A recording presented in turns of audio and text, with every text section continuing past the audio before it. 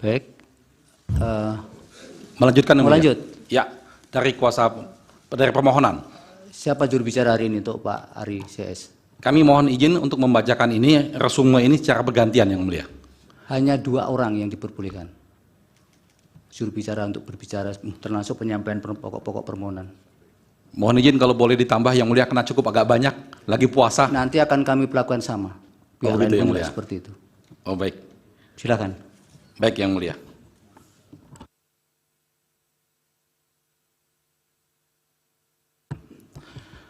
Baik yang mulia. Kami akan menyampaikan ringkasan permohonan perselisihan pemilihan umum presiden dan wakil presiden tahun 2024. Kami akan sampaikan diikuti dengan PPT dan video yang kami tayangkan. Bismillahirrahmanirrahim. Assalamualaikum warahmatullahi wabarakatuh. Salam sejahtera, selamat pagi buat kita semua. Yang mulia Ketua dan segenap anggota Majelis Hakim Mahkamah Konstitusi. Sebelum kami menyampaikan permohonan ini, izinkan kami membacakan satu ayat Al-Quran yang dipasang pada pintu gerbang Fakultas Hukum Universitas Harvard yang terjemahannya berbunyi, "Wahai orang-orang yang beriman, jadilah kamu penegak keadilan dan saksi karena Allah, walaupun kesaksian itu memberatkan dirimu sendiri, ibu bapakmu atau kerabatmu. Maka janganlah kamu mengikuti hawa nafsu karena ingin menyimpang dari kebenaran." An-Nisa 135. Yang mulia Majelis Hakim Mahkamah Konstitusi, kami kuasa hukum pasangan calon presiden dan wakil presiden nomor urut 1, Anies Rashid Baswedan dan Muhaimin Iskandar, dengan ini mengajukan permohonan pembatalan surat keputusan Komisi Pemilihan Umum KPU nomor 360 tahun 2024 tentang penetapan hasil pemilihan umum presiden dan wakil presiden, anggota DPR, DPD, DPRD, Provinsi, dan DPRD Kabupaten Kota secara nasional dalam pemilu tahun 2024 tertanggal 20 Maret 2024 sepanjang diktum ke-1. Selanjutnya disebut dengan SK KPU 360 2024 dengan uraian sistematika sebagai berikut. Kewenangan Mahkamah Konstitusi. Yang mulia Majelis Hakim Mahkamah Konstitusi, pemilu secara universal adalah sarana kontestasi dalam negara demokrasi yang terikat dengan prinsip nilai azas etika dan norma konstitusi. Pemilu bukan ajang tarung bebas yang boleh menghalalkan segala cara. Begitupun di Indonesia, pemilu secara konstitusional harus dilaksanakan dengan azas langsung, umum, bebas, dan rahasia, serta jujur dan adil, sebagaimana diatur dalam pasal 22E ayat 1 Undang-Undang Dasar Republik Indonesia tahun 45. Pelanggaran terhadap azas-azas tersebut berarti pelanggaran serius terhadap norma konstitusi. Azas bebas dimaknai bahwa pemilih menggunakan suaranya secara bebas berdasarkan hati nurani. Tidak boleh ada intervensi dan intimidasi dalam bentuk apapun. Azas rahasia berarti pilihan pemilih tidak bisa diketahui pihak lain, sehingga hasil pemilu tidak dapat diprediksi.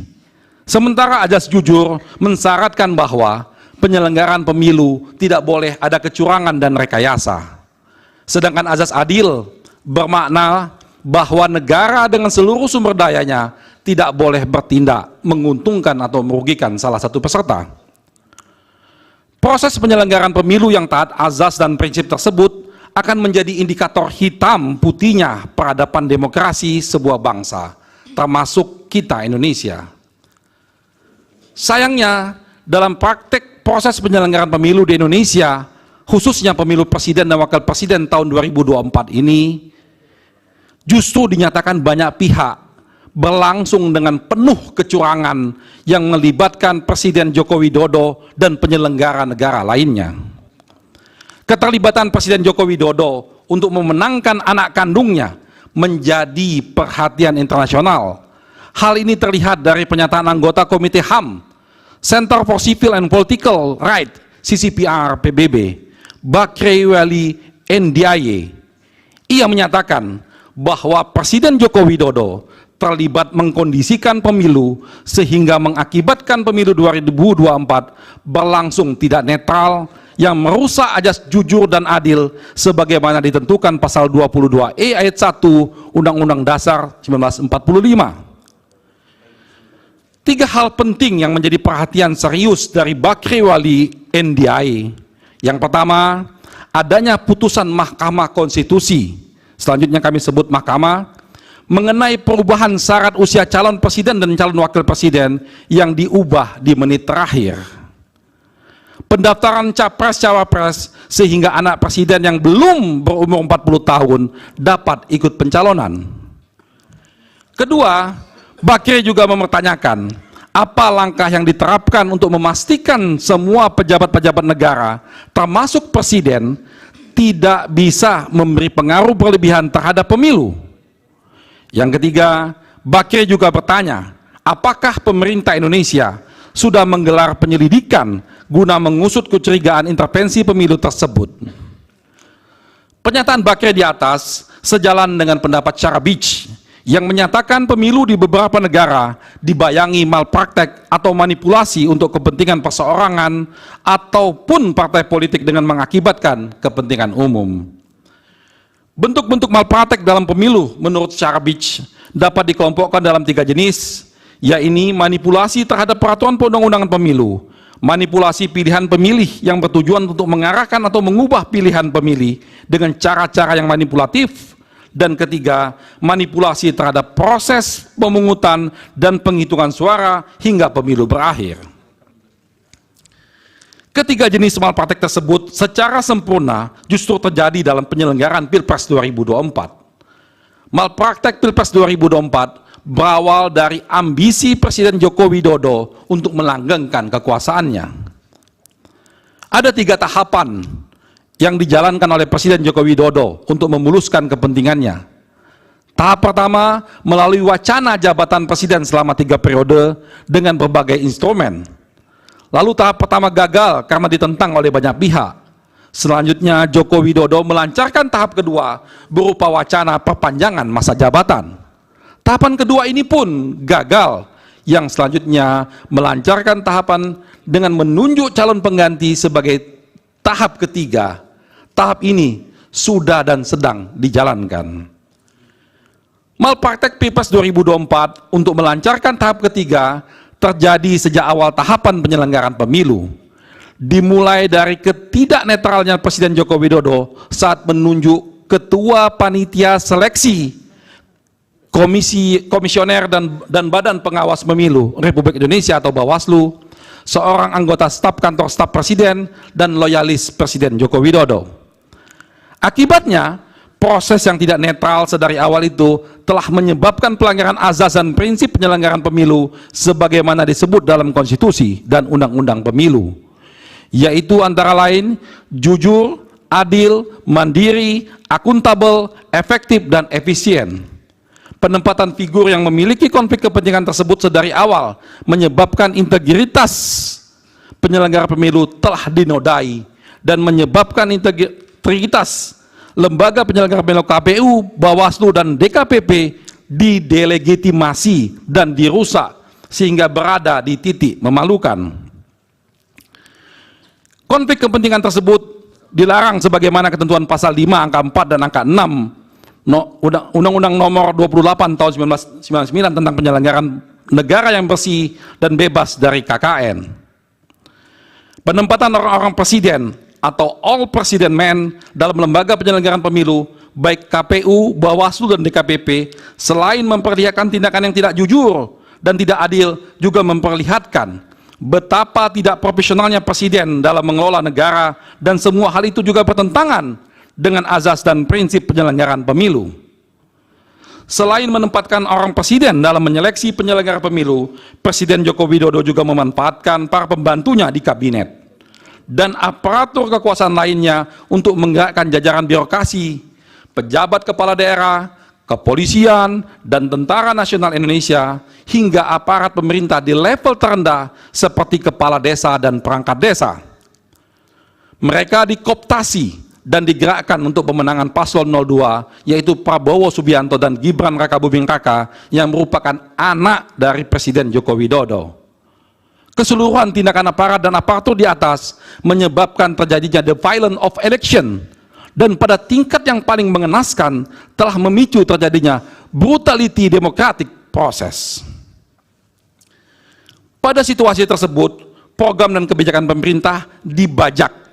Uang negara disalahgunakan secara melawan hukum untuk kepentingan pasangan calon capres dan wapres dalam Pilpres 2024 yang terafiliasi kepentingan Presiden Joko Widodo. Bahkan pada situasi yang paling buruk terjadi 3 hal, yaitu pertama, seluruh alat negara yang punya otoritas melakukan kontrol dan penegakan hukum luluh lantak karena dilumpuhkan, diruntuhkan, dan dirusak, sehingga tidak dapat menjalankan tugas dan kewajibannya. Kedua, penyelenggaraan pemilihan dikendalikan dan dimanfaatkan untuk kepentingan kekuasaan. Serta ketiga, partai politik sebagai instrumen penting dalam melakukan kontrol terhadap jalannya kekuasaan presiden diperangkap, dijinakkan, diancam dengan kriminalisasi kasus hukum, sehingga menjadi tidak independen, tidak akuntabel, dan tidak efisien, sehingga tidak dapat secara optimal menjalankan kewenangannya. Mensikapi tragedi dalam proses elektoral di atas, negara memiliki peradilan konstitusi untuk menegakkan supremasi konstitusi yang dicabi-cabi oleh perilaku curang dan menyimpang. Fungsi tersebut diperankan oleh Mahkamah Konstitusi sebagai the guardian of constitution.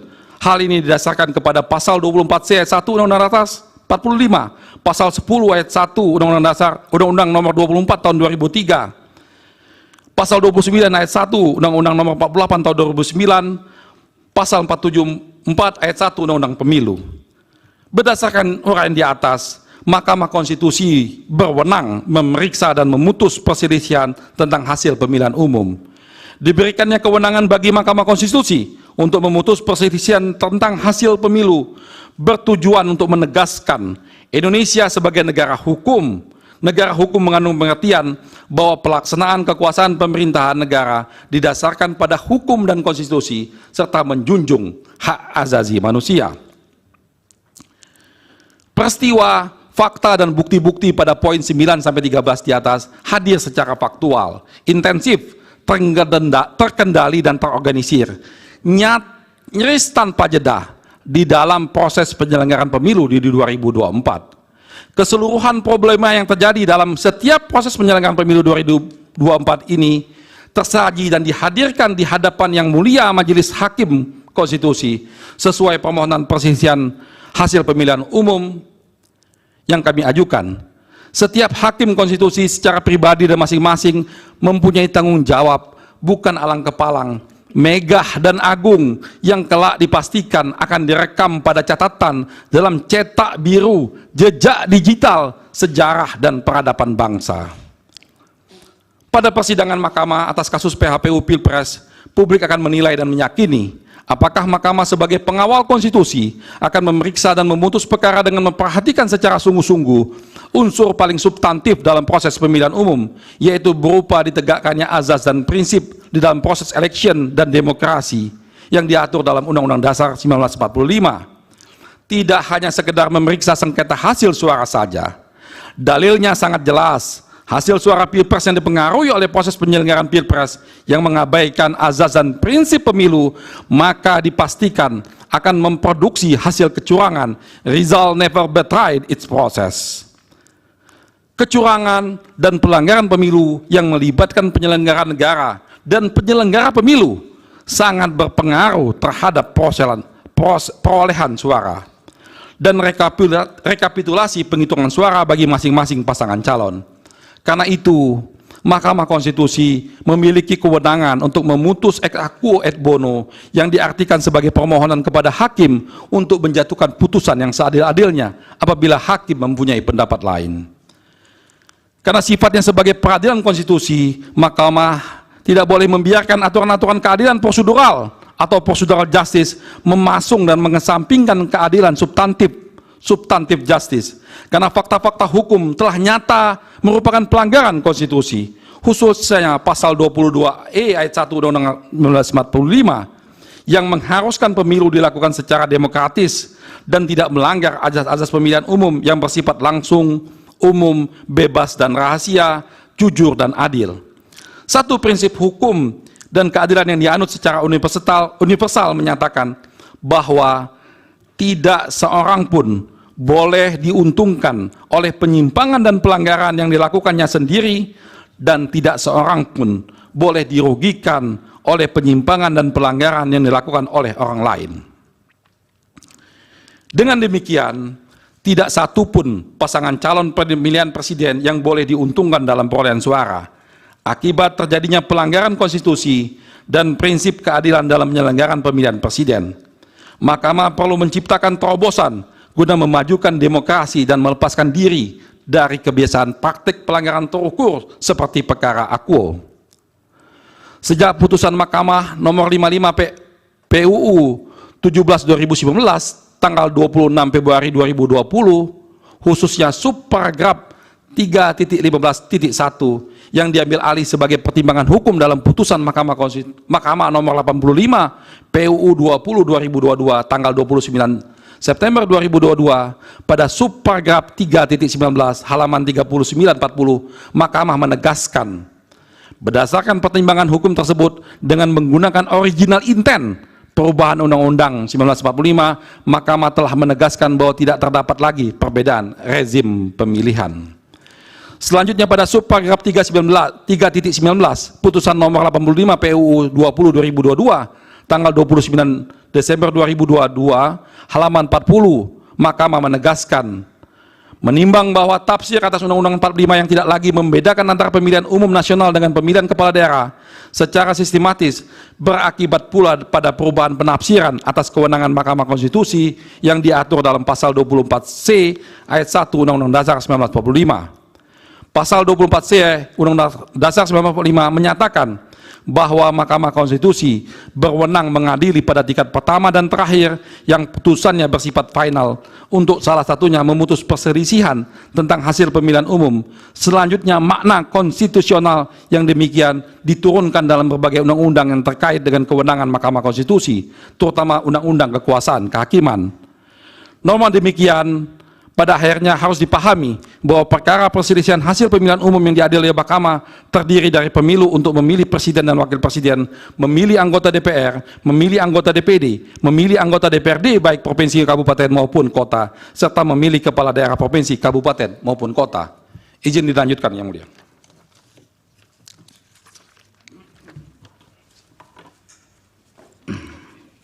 Silakan ya, waktunya secara kumulatif 90 menit ya, Pak Ari dan Pak Bambang. Iya.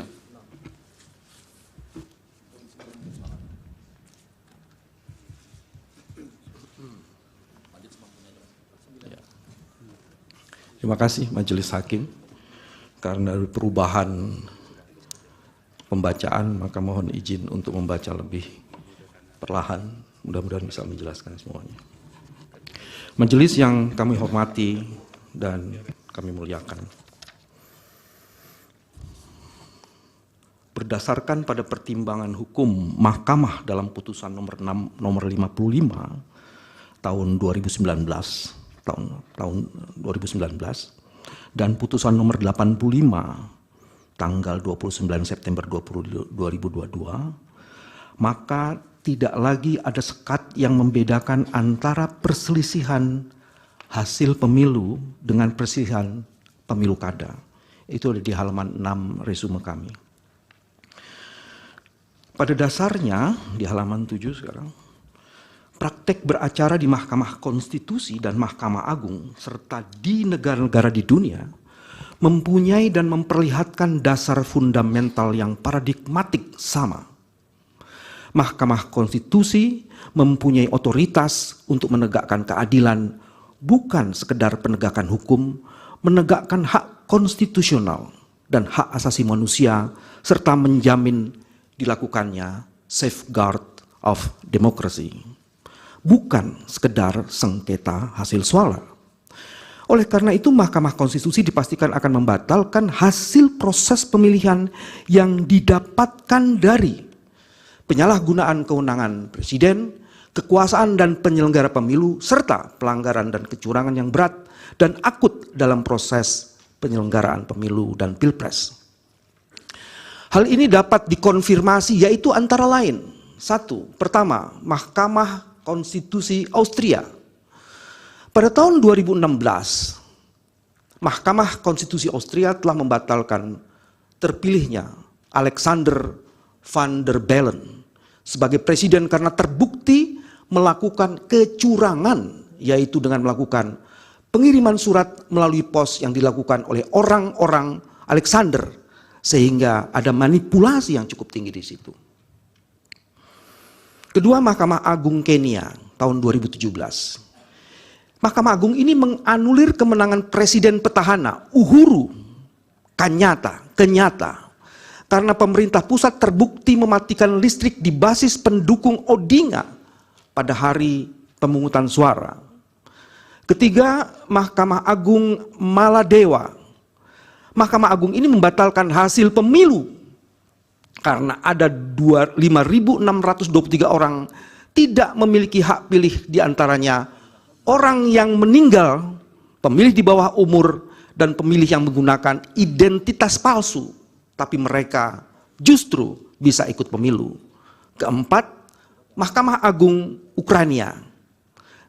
Mahkamah ini memutus diadakannya pemilu ulang karena terbukti pemerintah Ukraina melakukan intervensi dalam proses pemilu.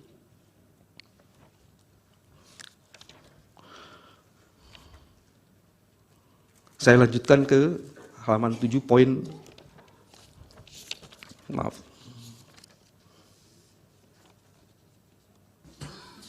Bisa langsung kedudukan hukum, Pak Bambang. Ya, saya masuk di pokok permohonan.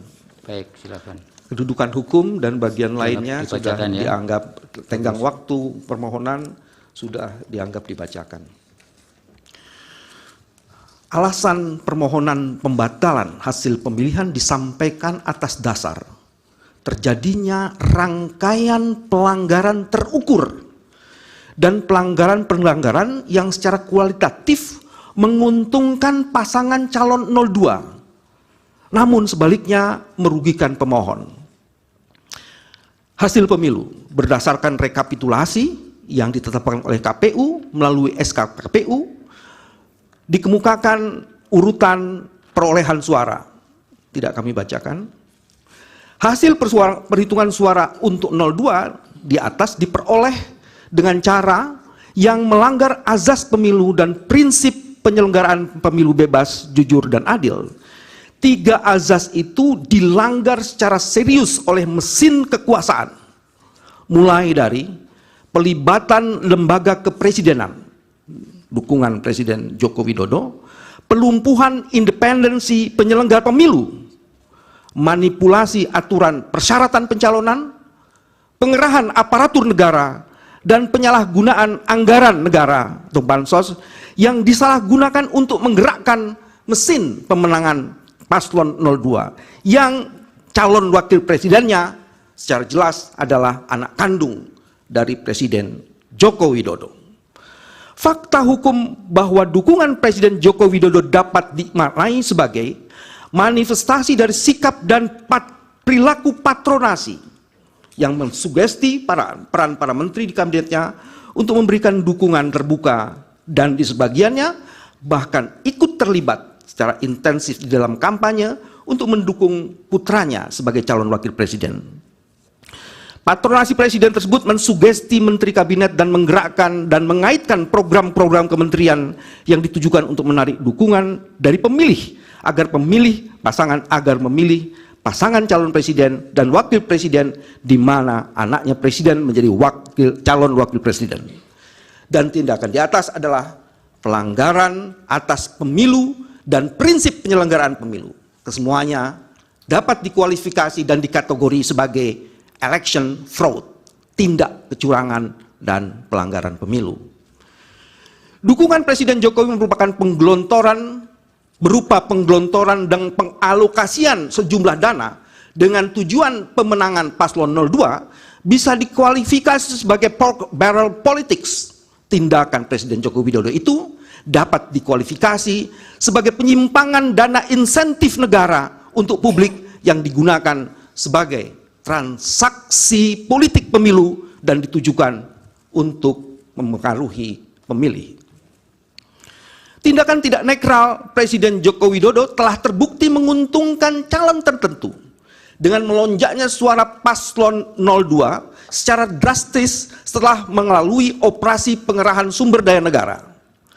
Sebelum Agustus 2023, Prabowo Subianto menurut survei berkisar di angka 24,6% Oktober 2023. Di saat dipasangkan dengan putar Presiden Joko Widodo, suara pasangan tersebut naik di atas 30% dan melejit sampai di angka 51,8% pada bulan Februari 2024 sebelum pemungutan suara. Dengan menyandingkan survei, ada di capture, dengan menyandingkan survei antara sebelum dan sesudah adanya intervensi kekuasaan, terdapat kenaikan tidak wajar sebesar 34%. Hanya dalam kurun waktu 5 bulan terhitung sejak Oktober 2023 sampai dengan Februari 2024. Ini sesuatu yang sangat luar biasa, menunjukkan ada intensi kecurangan yang dahsyat. Pelanggaran berupa pelibatan lembaga kepresidenan untuk kepentingan paslon 02 nampak dan terbukti dari kampanye terselubung oleh Presiden Jokowi dalam berbagai kunjungannya. Ini nanti akan kami jelaskan di bagian lain. Yang disertai dengan pembagian bansos di provinsi yang menjadi area operasi adalah wilayah di mana Prabowo Subianto ternyata memperoleh suara rendah pada pemilu 2014 dan 2019 dengan sasaran pemilih diperkirakan 27 juta. Ini juga nanti akan kami jelaskan captionnya. Tapi sebagai informasi, itu di daerah yang paling bawah itu adalah kunjungan Pak Joko Widodo. Yang paling bawah di Jawa Tengah ada 1, 2, 3, 4 lebih dari 15. Dan di daerah-daerah itu bansosnya luar biasa, intervensi terhadap aparaturnya juga luar biasa, dan kenaikan perolehan angka paslon 02 juga luar biasa. Jadi berdasarkan riset ini dapat ditentukan bahwa intervensi bansos, penggunaan aparat negara itu mempengaruhi peningkatan suara. Nanti PPT-nya ini dibagi untuk hakim dan juga untuk para pihak ya Pak? Ya, kami akan serahkan semuanya setelah presentasi ini. Baik. Di halaman selanjutnya majelis, halaman 13, itu juga hasil survei Pak Prabowo beberapa tahun. Coba tolong jelaskan. Di situ ada kenaikan-kenaikan yang luar biasa. Setelah kunjungan dari Pak Jokowi ke beberapa tempat, di beberapa daerah, kalau kita mencoba mengkategorisir angka Pak Prabowo di 2014, di 2019, dan di 2024, di mana intervensi kekuasaan itu terjadi, maka terjadi lonjakan yang luar biasa sekali. Sayang kecil sekali ya. Majelis saya tidak baca yang di depan. Saya mau kasih contoh angka, mohon maaf, oke, tolong dibesarkan lagi. Kepulauan Talaut, Sulawesi Utara. Di tahun 2014, pencapaian Pak Prabowo hanya 21,91%. Di tahun 2019 jeblok menjadi 9,0%. Tapi di tahun 2024 menjadi 75,39%, itu artinya incredible. Terjadi penaikan 66,38%. Dan kami meyakini angka itu terjadi bukan karena kehebatan pemilih dalam memilih calon terbaiknya, tapi ada intervensi yang luar biasa terhadap bansos, dari bansos, kunjungan-kunjungan, dan sebagian aparatur, serta the oath of the president's man. Itu yang terjadi dan kami yakini. Kami lanjutkan majelis. Saya masuk ke halaman 14 sekarang. Terjadi pengkhianatan terhadap konstitusi dan pelanggaran azas bebas, jujur, dan adil. KPU atau termohon secara sengaja menerima pencalonan pasangan calon di nomor urut 2 secara tidak sah dan melanggar hukum. Meskipun mengetahui usia putra presiden pada saat mendaftar berdasarkan peraturan KPU nomor 19 tahun 2023 tentang pencalonan peserta pemilihan umum atau PKPU 19 tahun 2023 tidak memenuhi syarat. Proses pendaftaran Gibran tidak sah karena komisioner KPU menerima dan memverifikasi berkas pendaftaran calon Gibran tanpa lebih dulu merevisi PKPU 19 tahun 2023. Putusan DKPP yang dibacakan di saat pemungutan suara tinggal menyisakan beberapa hari, ya ini diputus tanggal 5 Februari, sedangkan pemungutan suara 14 Februari, merupakan peristiwa hukum yang spesifik dalam pemilu presiden 2024, yang belum pernah terjadi sepanjang sejarah penyelenggara pemilu. Kondisi spesifik ini belum diantisipasi dalam peraturan perundangan tentang pemilihan presiden in casu undang-undang pemilu. Sehingga dalam hal peristiwa hukum tersebut dilaporkan dan dimohon keadilannya kepada Bawaslu dipastikan akan dinyatakan lewat waktu. Penyelesaian kondisi spesifik demikian masih mungkin dilakukan melalui peradilan perselisihan hasil karena tahapan Pilpres 2024 belum selesai, karena belum ditetapkan pasangan calon terpilih dan belum dilakukan pelantikan sebagai tahapan akhir pemilu. Terlebih lagi karena kondisi spesifik sedemikian menyebabkan adanya ketidakpastian hukum dalam penyelesaian tahapan pemilihan presiden. Argumentasi ini berdasarkan pada jurisprudensi putusan Mahkamah nomor 135 tahun 2021 yang menetapkan posisi kasus tidak sama persis, namun rasio dissendinya dalam pertimbangan hukum Mahkamah Konstitusi pada putusan akuo relevan untuk dijadikan dasar dan memeriksa dan mengadili perkara dalam permohonan. Adapun mengenai hal mengadili secara substantif peristiwa hukum yang spesifik tersebut, pemohon menyampaikan fakta hukum secara notoire feiten diketahui publik, yaitu sebagai berikut. Saya tidak bacakan semuanya, ada beberapa majelis itu di halaman 15. Yang pertama, pendaftaran bakal calon presiden dan wakil presiden dibuka 19 Oktober sampai 25 Oktober. Ada putusan Mahkamah nomor 90, itu tanggal 17 Oktober, jadi hanya berjarak 2 hari. Pasca putusan Mahkamah dibacakan, termohon tidak segera mengubah, maksudnya MK tidak segera mengubah syarat calon dengan usia boleh di bawah 40 tahun, sepanjang telah pernah atau sedang menjadi kepala daerah. Termohon tidak segera menetapkan PKPU perubahan syarat calon, tetapi justru membuat surat edaran kepada partai politik serta pemilu partai politik peserta pemilu yang mempunyai hak untuk mengajukan pasangan calon calon presiden dan wakil presiden bahwa terdapat perubahan syarat usia 40 tahun. Terus juga tindakan-tindakan termohon itu ternyata melanggar prosedur yang dikonfirmasi dari keputusan KPU nomor 1632 tahun 2023 tentang penetapan pasangan calon dan seterusnya. Maka menurut kami seharusnya permohon tidak dapat menerima pendaftaran bakal calon yang belum berusia 40 tahun in casu bakal calon presiden putra Joko Widodo yang berpasangan dengan Prabowo Subianto. Saya lanjutkan di halaman selanjutnya.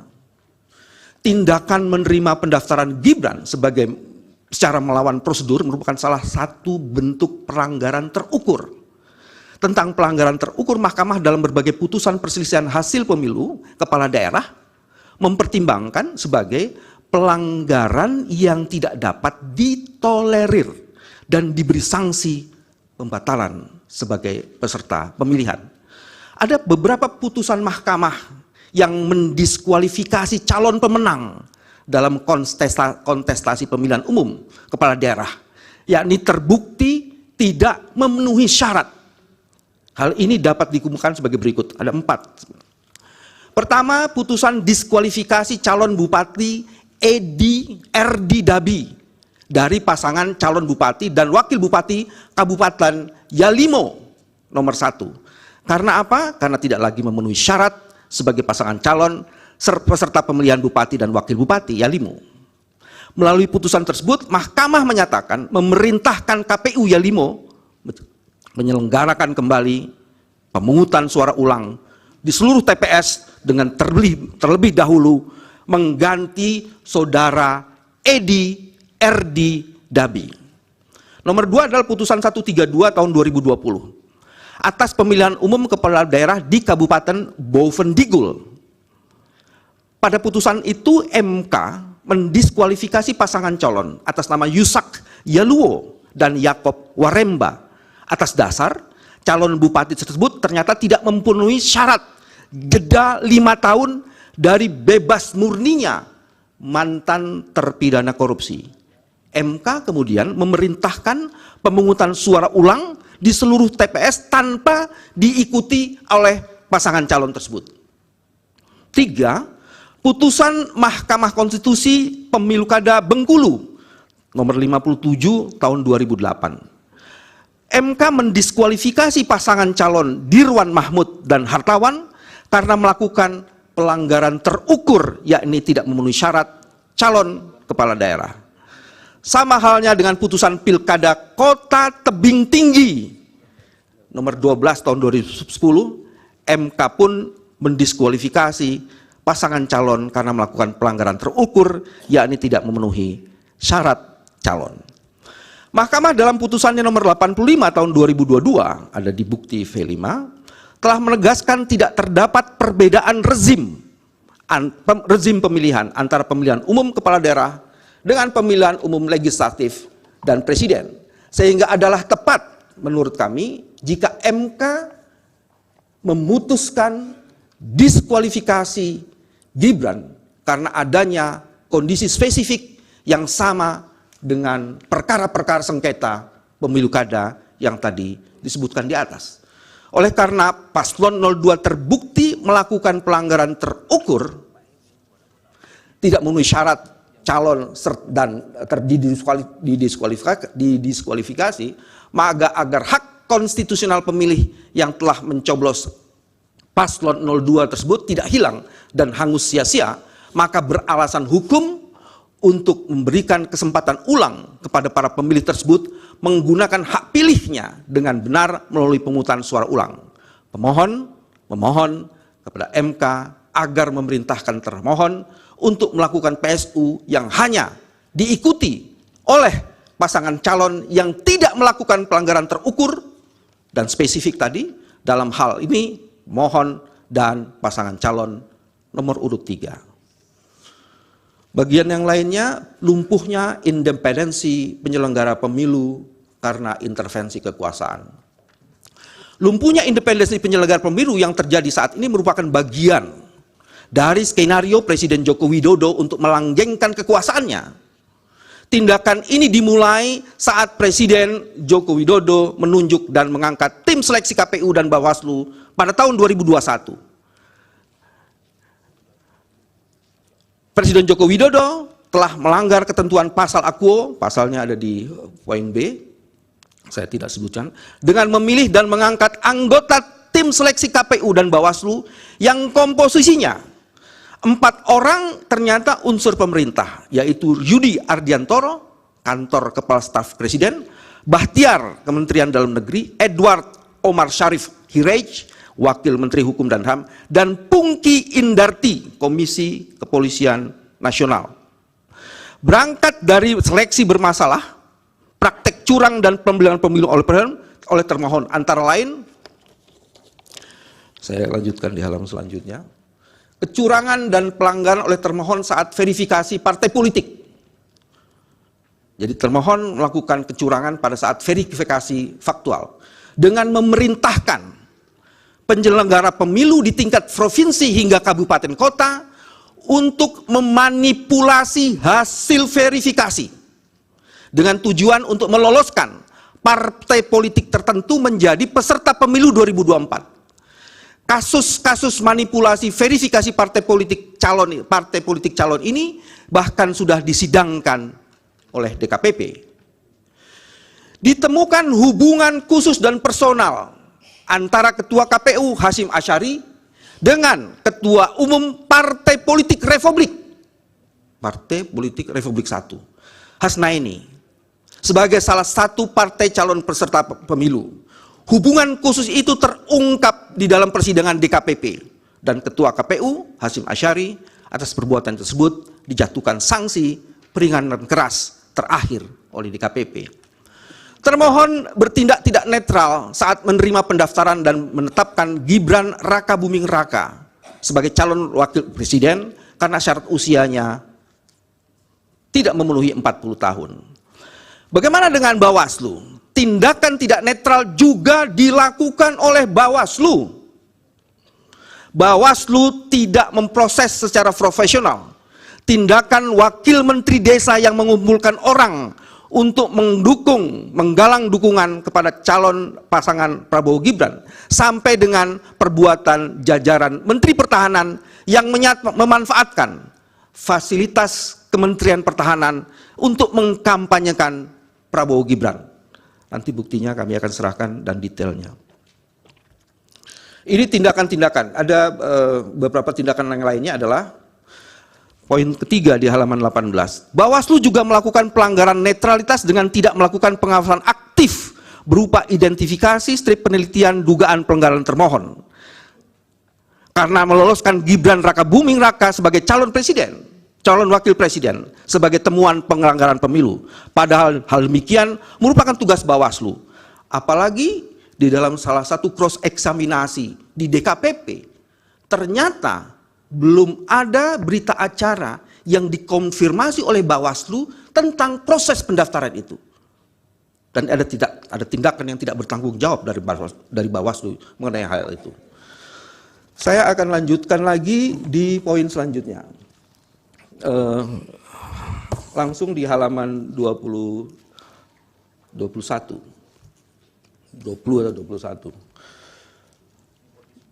Soal nepotisme paslon 02 menggunakan lembaga kepresidenan. Nepotisme paslon 02 dengan menggunakan lembaga kepresidenan bukan sesuatu yang kebetulan dan terjadi begitu saja. Nepotisme ini terjadi sebagai dampak ikutan dari ambisi Presiden Jokowi untuk melanggengkan kekuasaannya. Nanti akan ada flowchart yang akan menjelaskan itu. Oh ya, majelis, ini ada flowchart yang kami jelaskan. Saya akan singkat saja, tidak membacakan, jadi saya publik mengetahui karena ini fakta noto. Pertama kali akan menambah periode masa jabatan presiden. Instrumennya amandemen Undang-Undang Dasar 1945 oleh pembantu Jokowi. Itu terjadi mulai Maret 22. Dan ada pengarahan aparatur desa untuk 3 kali masa jabatan presiden. Ini gagal. Usaha yang kedua adalah memperpanjang masa jabatan. Ada instrumen dan framing yang berkali dilakukan melalui media, melalui wacana dari para menterinya. Itu November 2022. Jadi setelah Maret, upaya yang pertama gagal, masuk upaya yang kedua. Ini pun melakukan kegagalan. Dan kita sekarang sedang dalam periode ketiga, menentukan presiden berikutnya. Inilah yang dilakukan oleh Presiden Jokowi.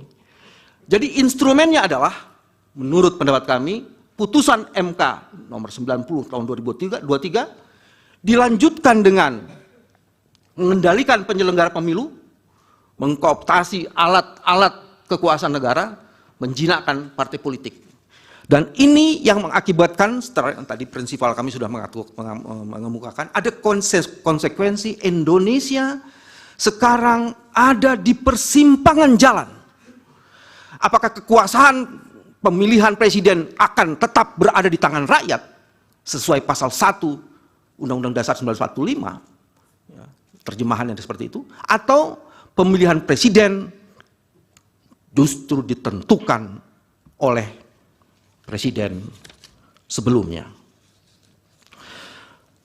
Perpanjangan masa jabatan presiden digularkan, ini detail informasinya, oleh Menteri Koordinator Kemaritiman dan Investasi Luhut Binsar Panjaitan. Menteri Luhut mengaku ide tersebut berasal dari big data pengguna media sosial di Indonesia sebesar 110 juta. Dan kemudian selain Menteri Luhut, ada juga Menteri Bahlil Lahdalia yang mengungkapkan persoalan yang sama. Atas wacana tersebut,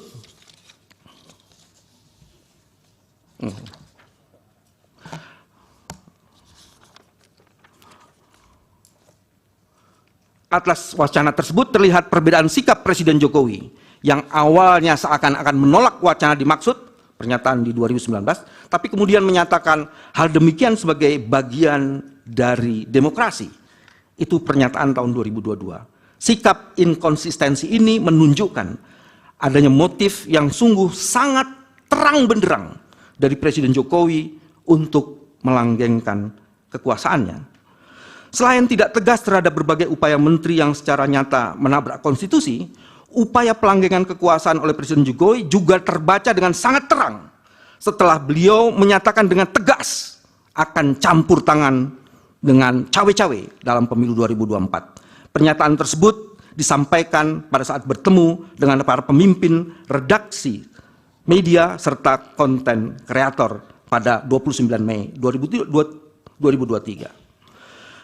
Pernyataan Presiden Jokowi di atas bererat kaitannya dengan permohonan pengujian Undang-Undang Pemilu oleh Almas Sakib Biru yang menyoal syarat usia capres dan cawapres yang diajukan pada tanggal 2 Agustus 2023. Ada dua fakta yang dapat digunakan untuk membaca hubungan antara dua peristiwa ini, yaitu peristiwa pertama, posita alasan permohonan pengujian Undang-Undang Pemilu oleh Almas sebagaimana tertuang dalam putusan nomor 90 secara eksplisit menyatakan Gibran Rakabuming Raka sebagai sosok potensial yang menjadi bakal calon presiden atau calon wakil presiden.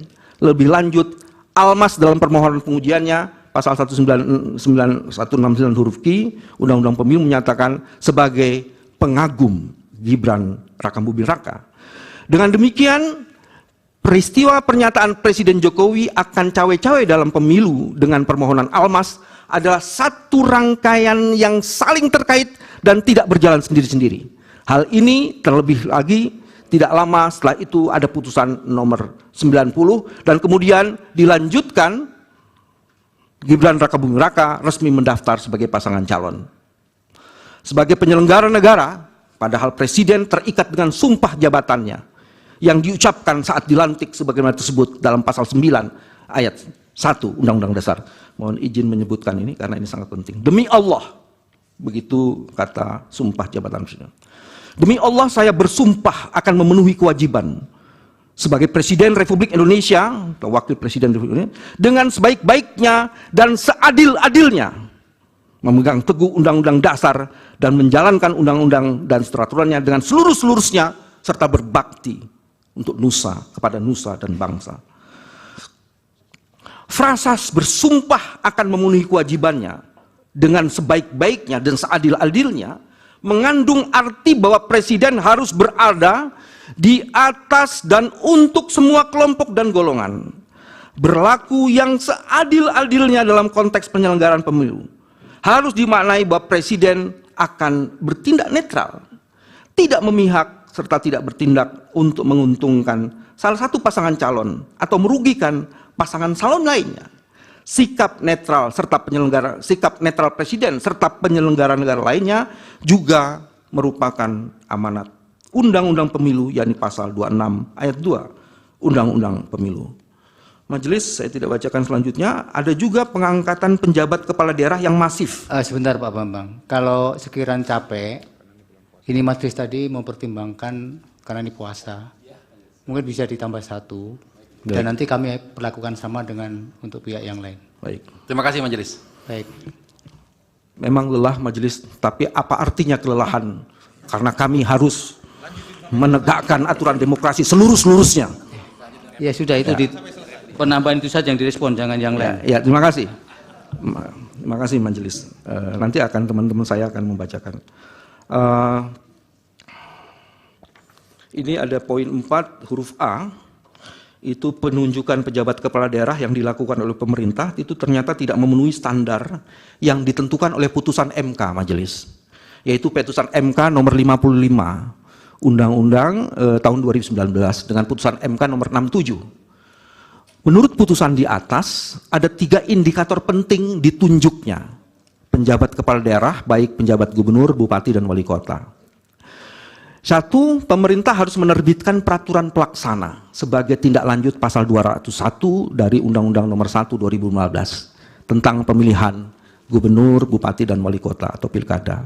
Sehingga tersedia mekanisme dan persyaratan yang terukur dan jelas bahwa pengecian pejabat negara tersebut mengabaikan, menurut kami, prinsip-prinsip demokrasi dan sekaligus memberikan jaminan bagi masyarakat bahwa mekanisme pengisian tersebut penjabat berlangsung terbuka, transparan, dan accountable.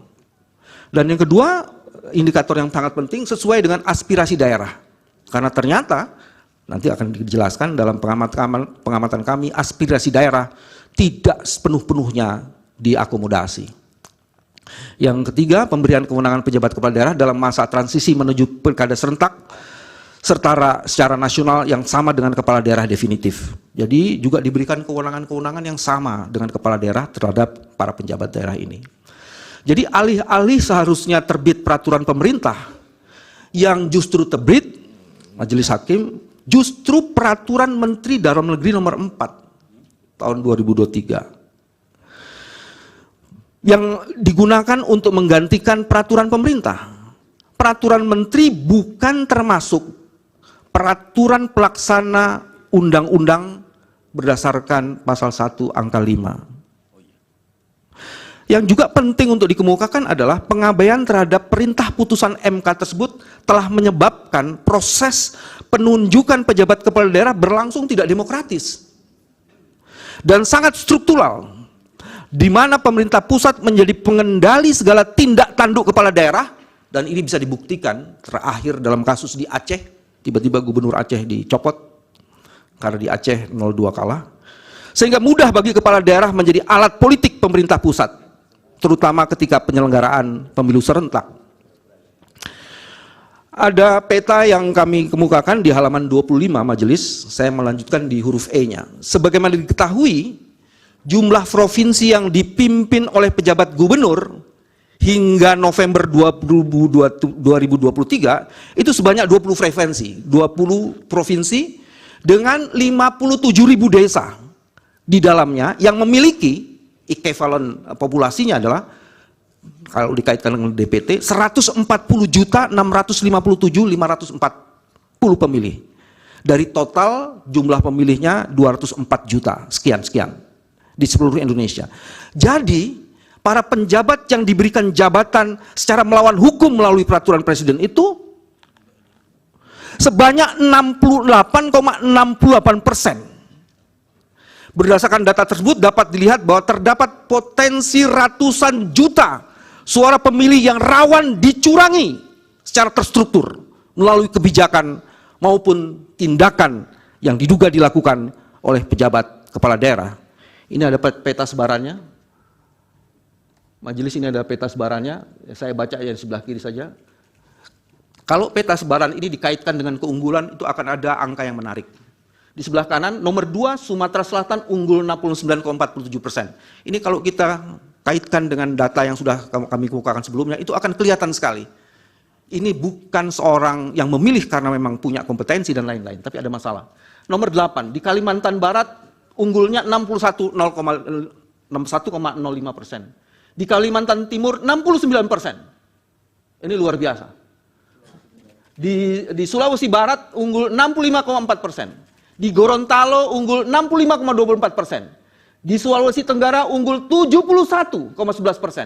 Di NTT unggul 61%. Yang saya sebut semua itu adalah yang di atas 60%. Kalau 40-50% itu banyak. Ini yang luar biasa banyaknya. Di Papua, Pegunungan Tengah, Papua 64,56%. Majelis Hakim juga ada, kami jelaskan di halaman 26, penjabat kepala daerah menggerakkan struktur di bawahnya.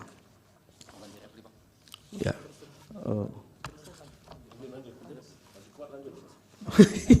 Saya lanjutkan, mohon maaf. Ya, saya tidak bacakan bagian ini, saya lanjutkan keterlibatan aparat negara untuk memenangkan paslon 02. Majelis, ini ada hal yang menarik yang perlu dikemukakan. Awalnya Presiden menyalahgunakan fasilitas negara yang menyatakan bahwa dirinya mendapatkan informasi dari komunitas intelijen mengenai surveillance partai politik. Itu tanggal 16 September 2003. Timbul pertanyaan, dalam kapasitas apa Presiden Joko Widodo menggunakan BIN untuk mengetahui data, survei, dan arah partai politik? Apakah sebagai kepala pemerintahan, pelaku politik, atau yang terafiliasi dengan kepentingan calon?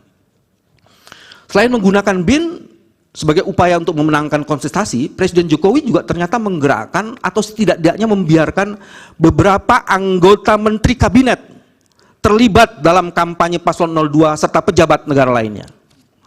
Saya akan sebut beberapa saja karena cukup banyak menteri yang terlibat di situ.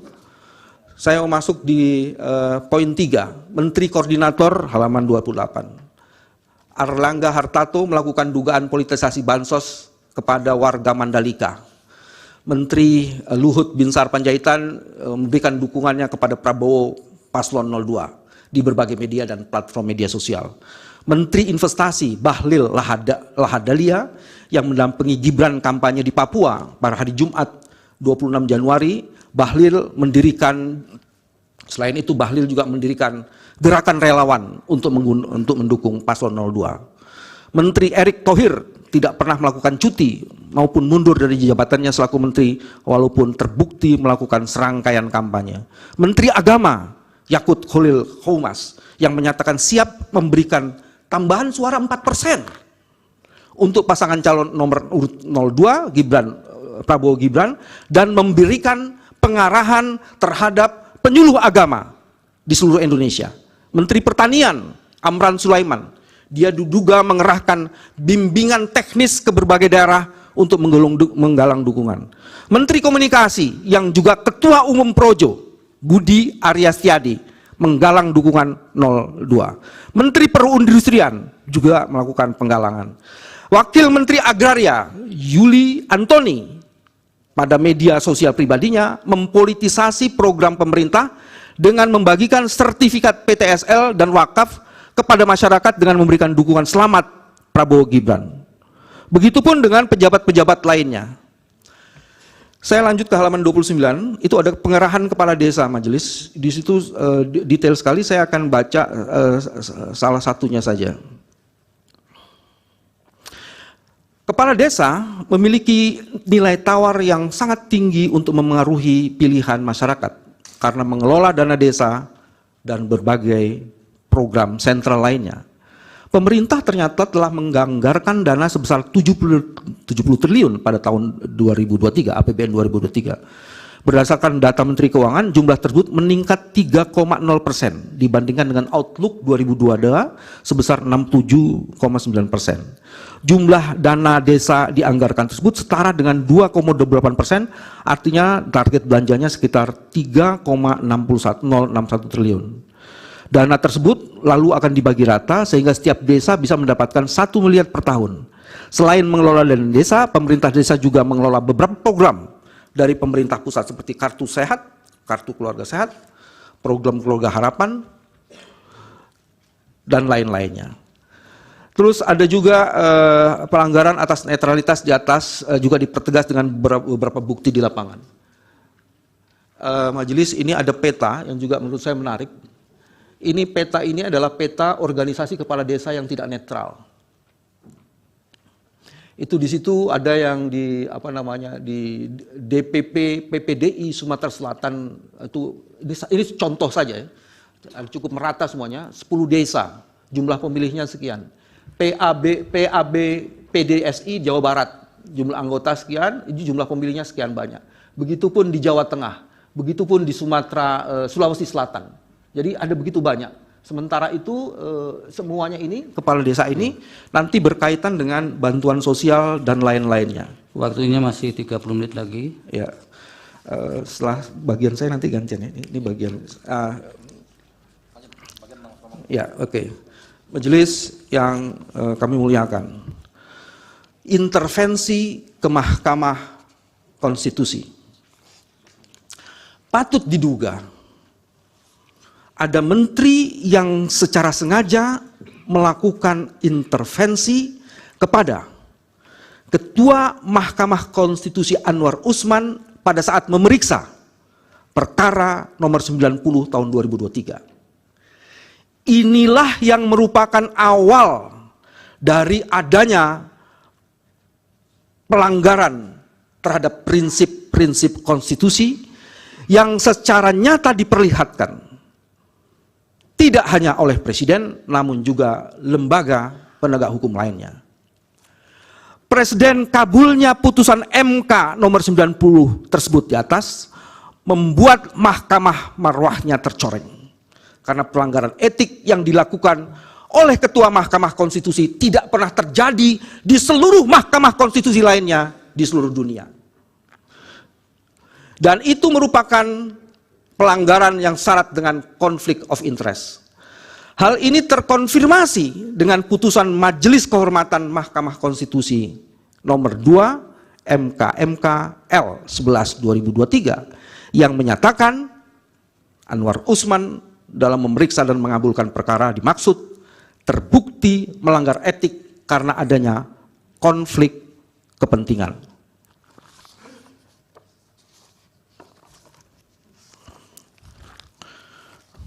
Sebentar majelis. Ada tulisan yang sudah saya siapkan. Oke, saya lanjutkan saja. Ini yang penting bagian ini majelis soal penyalahgunaan bansos. Mohon peta soal bansosnya disiapkan. Penyalahgunaan bansos dengan melanggar Undang-Undang APBN dan dampaknya bagi perolehan suara pasangan calon. Pelaksanaan Pilpres 2024 juga diwarnai kecurangan dalam skala yang masif yang melanggar konstitusional, yang melanggar prinsip-prinsip konstitusional, yaitu prinsip-prinsip konstitusi, yaitu pemilu yang jujur dan adil. Terbukti dari kebijakan Presiden mempermainkan anggaran negara untuk menggelontorkan bansos secara jor-joran dengan, dalam tanda petik, membeli suara pemilih bagi kepentingan elektoral pasangan 02 yang notabene adalah anaknya sendiri, dalam hal ini wakil presiden, calon wakil presiden. Kebijakan ini dalam prakteknya melibatkan struktur pemerintahan dari atas sampai ke bawah. Pada level puncak kekuasaan, praktek curang ini diperankan langsung oleh Presiden Joko Widodo dengan membagikan bansos di setiap kunjungannya ke daerah-daerah sambil melakukan kampanye terselubung. Di setiap kunjungan ke daerah sembari kampanye terselubung itu, sementara di level kementerian penyaluran bansos melibatkan kementerian yang menterinya berasal dari partai pendukung paslon 02 dan sama sekali tidak melibatkan Kementerian Sosial yang seharusnya membidangi penganggaran dan penyaluran bansos. Perilaku tak beradab dalam tanda petik membeli suara pemilih tersebut diawali dengan niat jahat dan perencanaan matang. Segera setelah terbitnya putusan MK 02, Presiden Joko Widodo menekan Kementerian Keuangan untuk mengalokasikan anggaran sosial dalam jumlah yang fantastis. Ada datanya? Saya ingin menjelaskan di sini majelis. Ini adalah dana bantuan sosial 208-219. Kalau dibandingkan antara pemilu 2019, pada saat itu situasinya sangat tenang, dan dengan pemilu 2024, itu akan ada dana sekitar naiknya luar biasa sekali. Itu naiknya bisa sampai 180 triliun. Kalau kita bandingkan dalam masa pandemi, itu ada angka 498 triliun. 2024 itu tidak ada masa pandemi. Tapi kemungkinan luar biasa sekali. Dan dibandingkan 2023 saja masa normal, itu ada kenaikan hampir 53 triliun. Data ini ingin menunjukkan politisasi bansos oleh Presiden Jokowi itu terkonfirmasi dengan meningkatkan anggaran Perlinsos secara signifikan di masa pemilu. Ada yang menarik di situ. Lanjutkan di ini selanjutnya. Pada Februari 2024 di halaman 3 huruf F, mendekati masa krusial pemungutan suara Pilpres, politisasi bansos itu untuk kepentingan 02 kian menjadi-jadi dan menggila. BLT El Nino dicairkan 3 bulan sekaligus menjelang pemungutan suara. Bahkan untuk kepentingan politisasi bansos, pemerintah mengeluarkan kebijakan automatic adjustment, di mana ditandatangani oleh Menteri Keuangan Sri Mulyani, dana-dana dari pos-pos yang lainnya di hold sebanyak kurang lebih 51,1 triliun. Ini data yang lain lagi majelis, kalau kita bandingkan pemberian bansos 2022, 2023, dan 2024. Januari 2023 di tahun 2022 itu cuma 3,52 triliun. Di tahun 2023 Januari hanya 3,8 triliun. Fantastis dan incredible-nya di tahun 2024 12,45 triliun. Apa yang menjadi dasar itu? Tidak lain itu adalah karena mendekati proses pemilihan calon presiden. Lanjutkan lagi.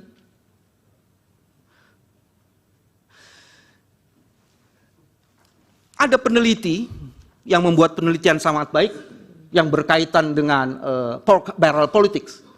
Penyalahgunaan ini dibuat oleh Arujo 2021 penelitiannya, ditulisnya, penyalahgunaan sumber daya negara oleh politisi seperti bansos dan dalam hal ini presiden serta BLT itu ternyata digunakan meraup suara dalam pemilu.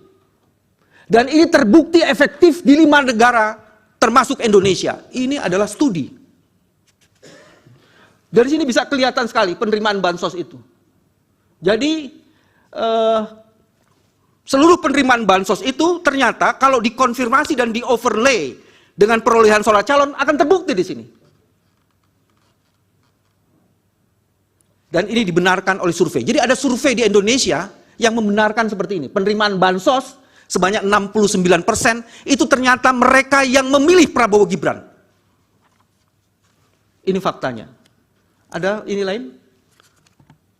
Ini juga menarik, majelis. Politisasi bansos ini oleh Presiden Jokowi ternyata mendongkrak secara tidak wajar perolehan suara Prabowo Gibran. Saya masuk di ujung saja majelis, itu dari 3 sebelah kanan ya. Agustus 2023 itu majelis. Pertama ada putusan MK, dilanjutkan kemudian ada Pak Jokowi menyatakan kampanye secara aktif dan bagi-bagi bansos. Kemudian di Desember 2023, tadi di Agustus 2023, itu statement Pak Jokowi, Presiden boleh kampanye dan memihak. Dan kalau kemudian itu diterjemahkan, ditambah lagi dengan guyuran bansos 490 triliun, Bapak Presiden, Majelis Hakim bisa melihat angka itu tiba-tiba melonjak. Dari Agustus 2023, di Desember 2003 dan Februari 2023. Itu angkanya hampir 20%, 19 sekian persen.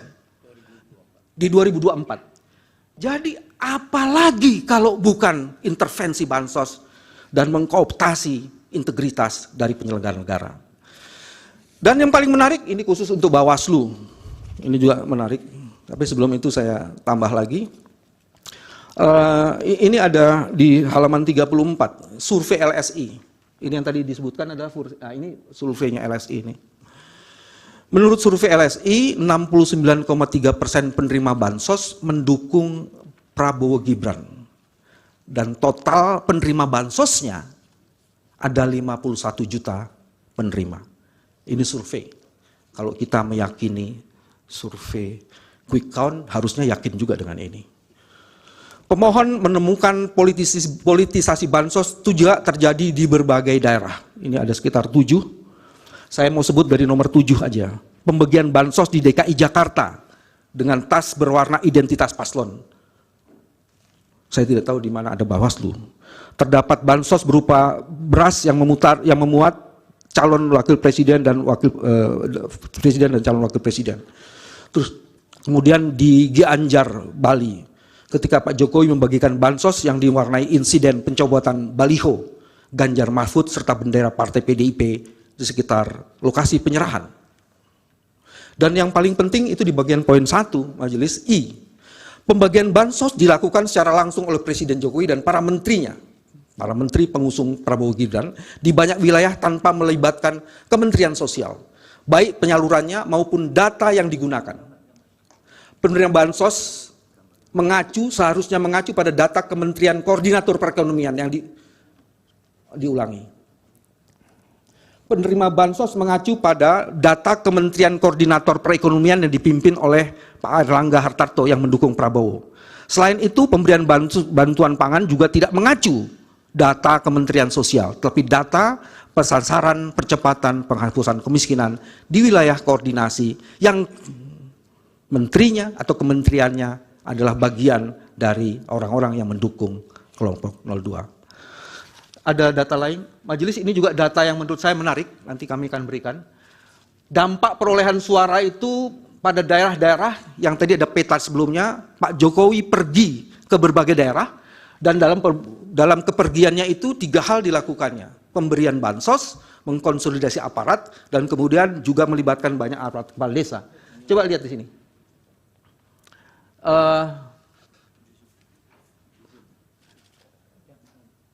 Ya, yang ini tadi, oke.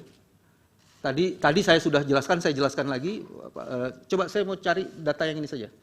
Yang 45% Gianyar. Ini basis dari Pak Prabowo tahun 2014. Itu perolehan suaranya di Gianyar, itu nomor 2 dari Mentawai, itu 22%. Di tahun 2019 hanya 3%. Tapi kemudian di tahun 2024 49%. How come? Jelaskan. Kalau tidak ada kecurangan melalui bansos, tidak akan mungkin terjadi angka seperti ini. Apakah ini ya hasil yang mau dipakai sebagai proses untuk memeriksa perkara seperti ini? Nah, ini yang menarik. Ada lagi data yang lain? Dilanjutkan. Yang ini. Nah, ini adalah hasil survei dari Litbang Kompas yang kami sertakan. Yang di situ memperlihatkan ada politisasi bansos oleh Presiden Jokowi. Sehingga kemudian bansosnya Jokowi. Jadi ada 7,8 juta pemilih mengaku saat diberi bansos dan disampaikan bansosnya dari Pak Jokowi. Jadi survei ini mengkonfirmasi itu.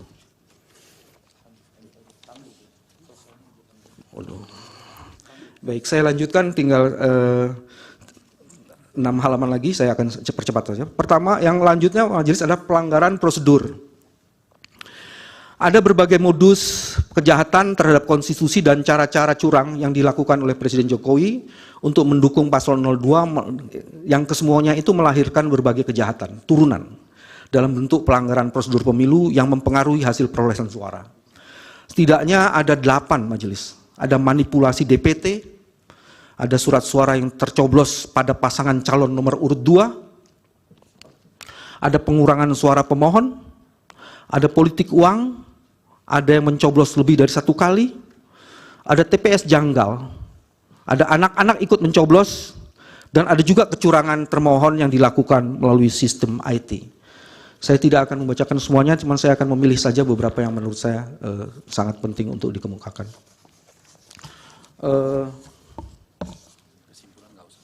Oke.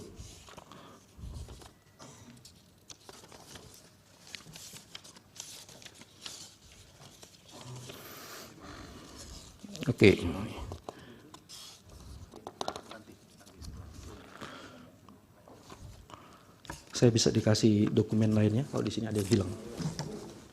Itu halaman 32. Ya, ada halaman 32. Ini halaman 32. Oh iya. Oke. Ya. Saya akan lanjutkan majelis. Manipulasi DPT ini menarik untuk dikemukakan, itu di halaman 35 majelis. Ditemukan beberapa DPT janggal. KPU menyatakan bahwa kejanggalan dalam DPT katanya dikarenakan salah input sebanyak 502.564 pada Juli 2023 di Jawa Tengah. DPT janggal yang diduga manipulasi tersebut meliputi adanya pemilih di bawah 17 tahun sebanyak 61.040. Ada pemilih yang berusia, ini fantastis majelis, ada pemilih yang berusia 1.030 tahun dan pemilih berusia di atas 100 tahun itu ada sebanyak 1.363. Temuan data pemilih berupa nama orang yang hanya terdiri dari satu huruf, namanya cuma satu huruf, dan ada dua huruf, itu sebanyak 55 orang, dan ada juga pemilih yang dianggap janggal, seperti RT yang angkanya 0, RW yang angkanya 0, kemudian identitas RT, RW, dan TPS, itu ada sekian banyak. Yang paling menarik adalah di poin kedua majelis, itu surat suara yang tercoblos pada pasangan calon nomor urut 2. Ya. Bawaslu, ini harus diapresiasi Bawaslu. Bawaslu mengungkap data dugaan pelanggaran pemilu di Kuala Lumpur, Malaysia, di mana ada 23.000 suara, 23.000 surat yang dikirim via pos, ternyata sudah dicoblos. Bukan tercoblos maksudnya, dicoblos. Selain itu terdapat 82.000 alamat yang tidak jelas untuk pengiriman surat suara. Selain itu juga ada pengurangan suara calon dan ada politik uang. Ada mencoblos lebih dari satu kali. Ini yang juga menarik sebenarnya TPS janggal. Sejumlah TPS itu di halaman 37, poin 6, sejumlah TPS dilaporkan janggal karena tidak terdaftar sebelumnya seperti yang terjadi di Sleman DIJ dalam keputusan KPU Sleman 02 tentang penetapan jumlah tempat suara pemungutan data tahun 2024, jumlah TPS di Kelurahan Purwomartani, Kecamatan Kalasan, Kabupaten Sleman berjumlah lebih dari 105. Namun setelah dicek dalam laman KPU, ternyata bahwa jumlah TPS di Kelurahan Purwomartani, Kecamatan Kalasan, Kabupaten Sleman DIJ itu berjumlah lebih dari 105. Nomor TPS-nya cuma lebih terlihat aneh. Begitupun dengan anak-anak ikut mencoblos. Kecurangan termohon juga dilakukan melalui sistem IT, majelis. Saya akan membacakan sedikit saja dalam sistem IT ini. Sistem IT KPU yang di dalamnya ada Sirekap menjadi contoh terbaik untuk mengonfirmasi sekaligus menyimpulkan kecurangan dan pelanggaran pemilu yang dilakukan oleh KPU. Sirekap yang pada awalnya didesain untuk mengontrol rekapitulasi manual, justru malah digunakan sebagai sarana kecurangan dan mendelegitimasi serta upaya-upaya framing lainnya terhadap upaya penegakan prinsip penyelenggaraan pemilu dalam pelaksanaan rekapitulasi hasil penghitungan perolehan suara yang jujur, terbuka, akuntabel, efisien, efektif, dan aksesibel.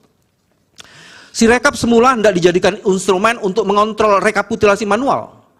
Karena itu ada majelis yang namanya Sirekap Mobile Apps yang dimiliki oleh Ketua KPPS yang digunakan untuk merekam data autentik dokumen C-hasil yang merupakan hasil penghitungan suara di TPS, sehingga seharusnya menjadi dokumen yang reliable yang dapat dipertanggungjawabkan.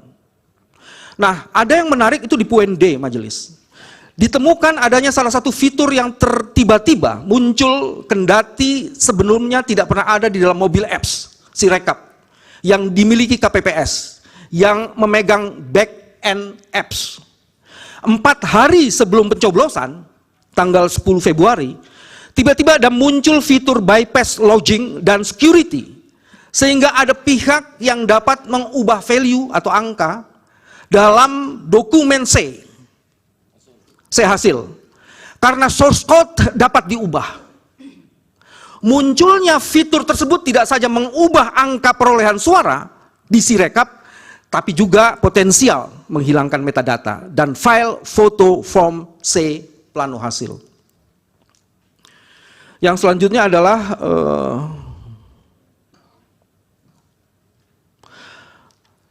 dari tim forensik kami, mereka mengatakan dan menyimpulkan sebagian besar dokumen C hasil yang didapatkan dari portal www.kpu.go.id